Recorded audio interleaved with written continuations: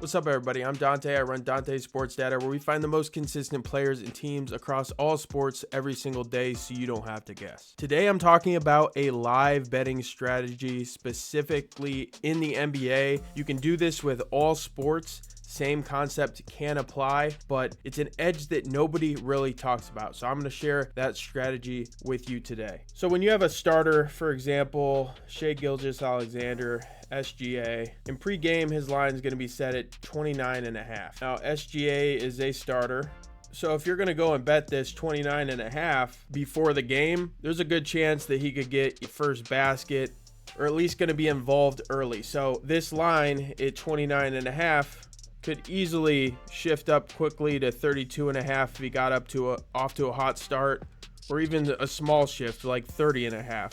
But when it comes to bench players and role players, let's say Sam Merrill of the Cleveland Cavaliers, his line pregame might be set at 7.5 points. Well, I know that Merrill is not going to be in the game much in the first quarter.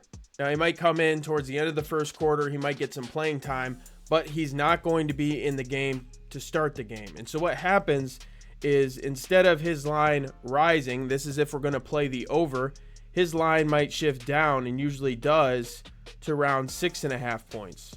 Or you might even have a player at 6.5 points and you can snag it at 5.5 points, which is a better number because a basket's 2 points. So you can easily get a shift and get a better number. If you just wait to take certain overs on role players that are not starters until halfway through the first quarter or late in the first quarter. And another thing that you can do is you can get players that just start slow. It happens all the time where star players, I remember just recently, well, it was last season, I got Donovan Mitchell and Trae Young to score 10 points, parlayed them together for around plus 1,000 odds because they got off to such slow starts, and it was at halftime and they hadn't even scored or had just 2 points.